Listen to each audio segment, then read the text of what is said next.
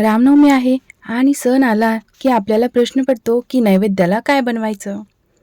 आज आपण बनवणार आहोत रामनवमी स्पेशल कांदा लसूण विरहित नैवेद्याची थाळी. ही थाळी बनवायला एकदम सोपी आहे आणि जास्त वेळही लागत नाही. या थाळीमध्ये पुरी, छोले, खपली गव्हाची खीर, कोशिंबीर, वरण, भात आणि पापड आहे. चला तर मग बनवायला सुरुवात करूया. सर्वप्रथम खिरेसाठी मी 1 कप खपली गहू घेतला आहे. याला जोड गहू सुद्धा म्हणतात. हा गहू सडलेला आहे त्यामुळे मी असाच वापरते. आजकाल बाजारात सडलेला गहू मिळतो तो आणायचा, म्हणजे गहू सडण्याचा आपला वेळ वाचतो. गहू स्वच्छ धुवून घ्यायचा. गहू धुवून मी यातलं पाणी काढून घेतलंय आणि दुसरं पाणी घातलंय आणि रात्रभर भिजत ठेवायचा. इथं बघू शकता रात्रभर गहू मी भिजत ठेवला होता. गहू भिजलेला आहे. आता यातलं पाणी काढून टाकायचं. एका कुकरमध्ये सर्वप्रथम तूप घालायचं. 4 ते 5 चमचे मी तूप घालते. आता खीर आहे म्हटल्यावर तूप हे भरपूर असणारच. आता यामध्ये भिजवलेले गहू घालायचे. गहू घातले की 1.5 टेबलस्पून हरभरा डाळ घालायची. 1.5 टेबलस्पून तांदूळ घालायचे. आता यामध्ये मी 4 कप पाणी घालते.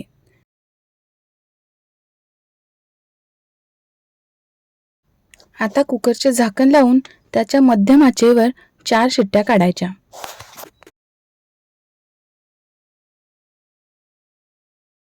आता मी दुसऱ्या कुकरमध्ये खाली पाणी घातलं.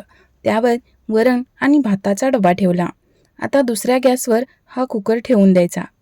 एकीकडे वरण भाताचा कुकर आणि दुसरीकडे खिरीचा कुकर लावलेला आहे. आता आपण पुरीसाठी कणिक मळून घेऊया. मी 2 कप गव्हाचं पीठ घेतलंय, पाव कप रवा घातलाय आणि 2 चमचे मैदा घातला. चवीपुरतं मीठ घालायचं आणि आता हे मिक्स करून घ्यायचं. यामध्ये 2 चमचे तेल घालायचं. 1 कप गव्हाच्या पिठासाठी 1 चमचा तेल अशा प्रमाणात मी तेल घेतलंय. तेल चोळून घ्यायचं आणि थोडं थोडं पाणी घालून घट्टसर मळून घ्यायचं. पीठ मळून झालं की याला अर्धा तासासाठी रेस्ट द्यायचा. एका पॅनमध्ये मी 1 चमचा खसखस घातली. खसखस कोरडीच भाजून घ्यायची. आता 2 ते 3 चमचे तूप घालायचं. तूप गरम झालं की त्यामध्ये काजूचे काप घालायचे. काजू मी 5 ते 6 काजू इथे घेतलेले आहेत. काजू सोनेरी रंगावर झाले की काढून घ्यायचे.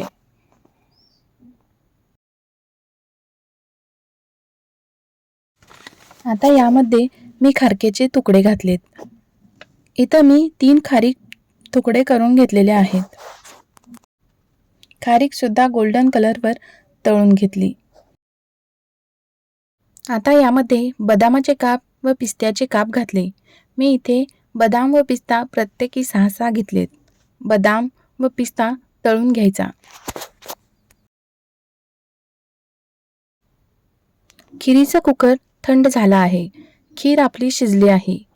खीर पळीने 2 ते 3 मिनिटं व्यवस्थित घोटून घ्यायची. खीर घोटून झाली की आता यामध्ये 1 कप गूळ घालायचा. तुम्हाला जर जास्त गोड आवडत असेल तर तुम्ही 1.25 कप गूळ घालू शकता. गूळ व्यवस्थित मिक्स करून घ्यायचा. गूळ मिक्स झालेला आहे. आता यामध्ये पाव कप ओले खोबरे, 1 चमचा भाजलेली खसखस, तळून घेतलेले सर्व ड्रायफ्रूट्स घातले. ड्रायफ्रूट्स मिक्स करून घ्यायचे. आता यामध्ये उकळलेलं दूध घालायचं. दूध व्यवस्थित मिक्स करून घ्या आणि 5 ते 10 मिनिटं शिजू द्या. इथं मी 10 मिनिटं मंद आचेवर खीर शिजू दिलेली आहे. आता यावर वेलची पावडर टाकायची. वेलची पावडर मिक्स करून घ्यायची व गॅस बंद करायचा. आता आपली खीर तयार आहे. आता इथं मी छोले घेतलेत. हे छोले मी रात्रभरासाठी भिजायला ठेवले होते. हे छोले भिजलेले आहेत. आता यातलं पाणी काढून घ्यायचं. आता आपण वाटण करूया. यासाठी मी 1 टोमॅटो घातलाय. यामध्ये 4 ते 5 चमचे सुकं खोबरं घातले, 1 इंच आल्याचा तुकडा घातला, थोडीशी कोथिंबीर. आता हे सर्व वाटून घ्यायचं. कढईमध्ये 2 ते 3 चमचे तेल घातले. तेल चांगले तापले की 1 चमचा मोहरी घातली. मोहरी तडतडली की 1 चमचा जिरे घातले आणि जिरे फुलले की यामध्ये वाटण घालायचं. आता याला व्यवस्थित परतून घ्यायचं. वाटण व्यवस्थित परतून घ्यायचं आणि यामध्ये 7 ते 8 कढीपत्त्याची पाने घालायची. वाटणाला चांगलं तेल सुटलं की यामध्ये 2 चमचे तिखट घालायचं, 1 चमचा गरम मसाला आणि अर्धा चमचे हळद घालायची. आता हे सर्व मिक्स करून घ्यायचं.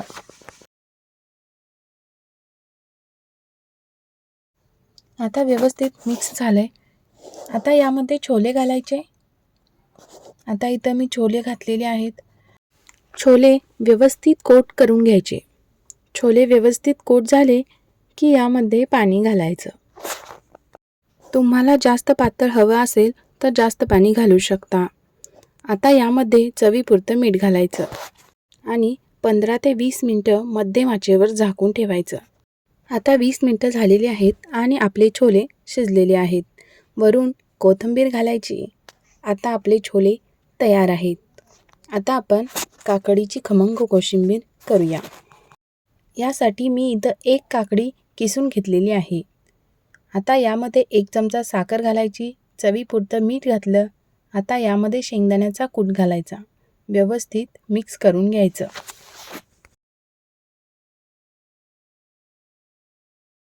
तडक्यासाठी 2 ते 3 चमचे तेल गरम करून घेतलं.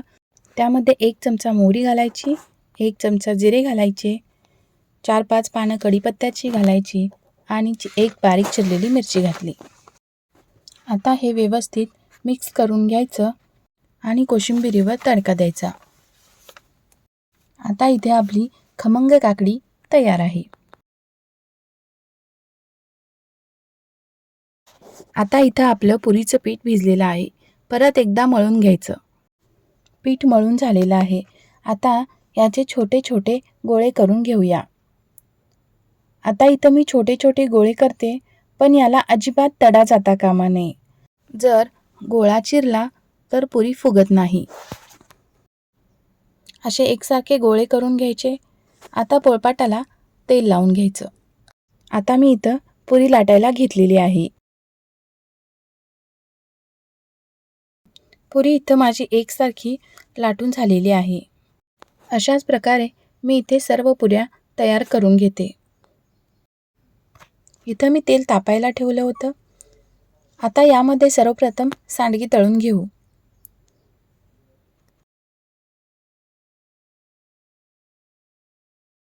आता सांडगी तळून झालेली आहेत. आता याच तेलात पुरी तळून घ्यायची. पुरी बघा तेलात सोडली की पटकन फुगून वर येते. पुरी फुगली की पलटून घ्यायची आणि दुसऱ्या बाजूनेही तळून घ्यायची. आता आपला सर्व स्वयंपाक तयार आहे. चला ताट वाढायला घेऊया. पापड, कोशिंबीर, भात, खीर, छोले, पुरी, भातावर वरण व तुपाची धार. कशी वाटली तुम्हाला रामनवमी स्पेशल कांदा लसूण विरहित थाळी? आणि तुम्हाला माझे व्हिडिओ आवडत असतील तर आपल्या चॅनलला सबस्क्राईब करा.